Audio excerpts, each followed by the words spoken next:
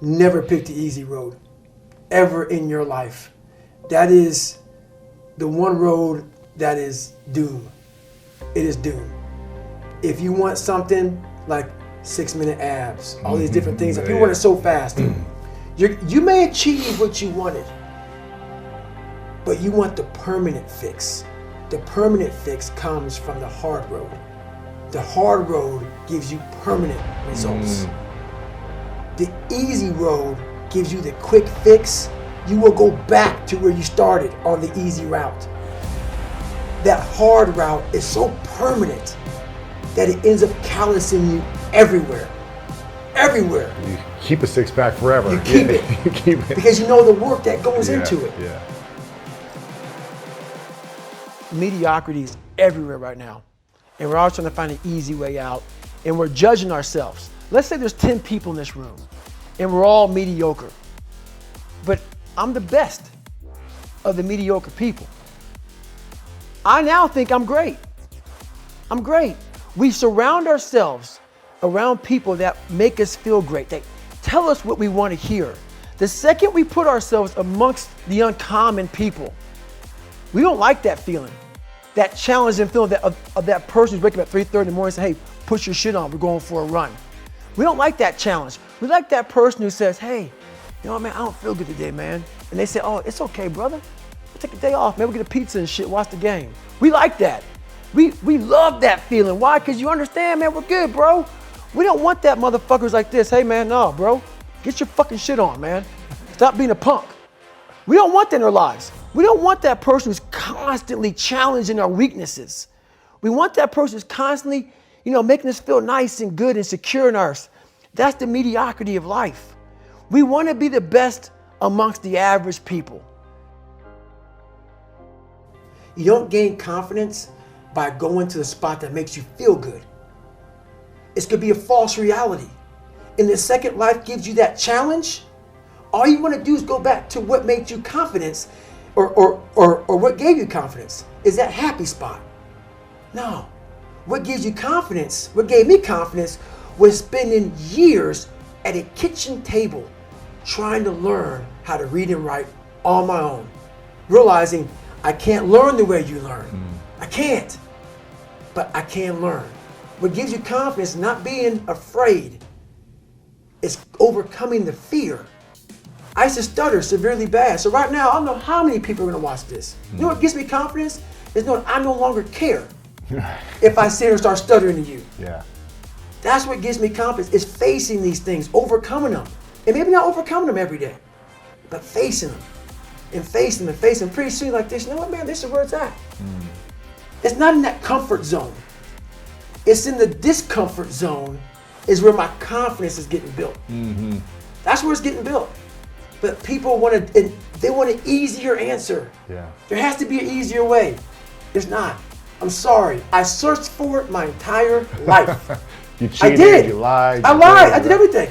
And I still felt empty. Expand yourself. Take yourself out your comfort zone. Do not live in your bubble. Put some more air in your bubble. If you stay in your comfort zone, that's where you will fail. You will fail in your comfort zone. Success is not a comfortable procedure. It is a very uncomfortable thing to attempt. So you got to get comfortable being uncomfortable if you ever want to be successful. Start putting some pressure on. Put some pressure on yourself. Get out here and get about it. Look, I'd love to sugarcoat this thing for you. I'd love to tell you, look, you can go out here and get rich, do a couple of things. That ain't happening. You got to get real doggish. You got to get downright funky if you want to make it. Now, like I was telling you before, if you want to be ordinary, you ain't even got to listen to me. Just go on about your business. If you think ordinary's cool, ain't no problem. It's some really, really wonderful ordinary people. But if you are sitting in this room and you have extraordinary aspirations, then you're going to have to do extra. You put extra on top of ordinary and you come up with extraordinary. It's no other way. I'm sorry, but here's the fact. All of you have extraordinary capabilities, all of you. You have to decide if you are willing to do the things to put you in that category. One of the great shortcomings of society is people have lost their ability to be uncomfortable. So much of what you're seeing in today's society is we've demonized the ability to have adversity, discomfort in our bodies. Having a contentious meeting that you're like frustrated again. Learning how to synthesize that in your stomach and then put it on the shelf and still be able to go out and have a good day and still not be scared that you're gonna get fired. Learning how to convert adversity, discomfort, pain, judgment, negativity, and convert it in your science project of your soul to something positive, like this is patience, this is positive adversity, this is a learning experience, this is a great story one day to laugh about. That's my fucking superpower, and it's the one that I want to impose into the world. The reason why the uncomfort zones are so important is because that's where you find the time you need to make your dreams come true and to do the work to change your life. You have the time to make your dreams come true, but you're never going to find that time in your comfort zone. That's why you need to step out of it. What makes you comfortable can ruin you, and only in a state of discomfort can you continually grow. What dictates the size of a goldfish is its environment. And while this goldfish lives in a very safe environment, it's also very limiting in most every way. And when placed in a more robust environment, like say a small pond, this can be the result.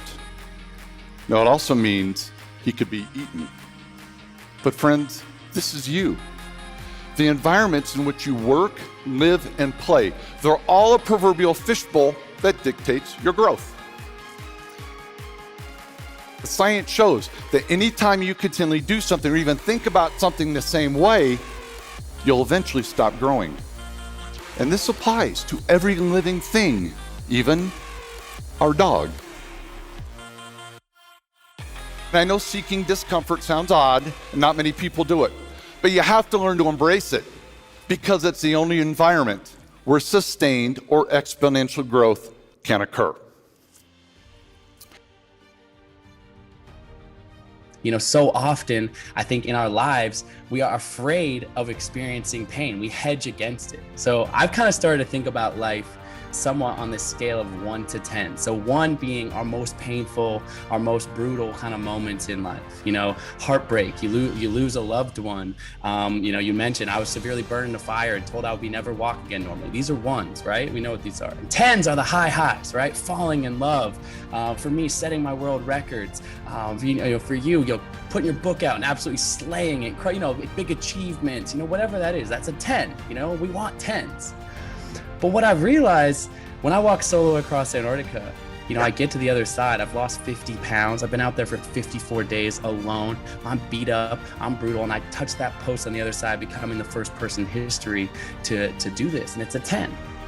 And I realized I didn't experience my 10s in spite of my 1s. I experienced them because of my 1s, because the willingness to take on that temporary discomfort, that temporary pain. And as you said, that shifts. Problem is too often, I think everyone in our modern society, so often we get stuck in what I call the zone of comfortable complacency between 4 and 6, right? Between 4 and 6. It's like, you know, I got this job. I don't love it. I don't hate it. I go every single day. I spend all my time doing it. It's just 5 every single day, right? Or you're dating somebody, you've been together for a few years, you're living together. It's not toxic, it's not abusive, it's not a 1, but you're just kind of like going through the motions with this person. It's just a 5.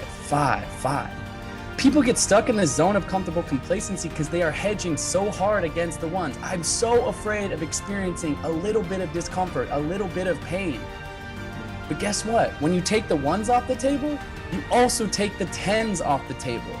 So for me, in conclusion of that thought is like, for me, when I experience those 1s, when I experience those downsides, that hardship, that discomfort, I've learned to smile at them, realizing I'm gonna embrace the 1s, because guess what? I've done myself a favor. I have opened up the door to a 10. The 1 is temporary as the pendulum swings back to that peak arc of that 10.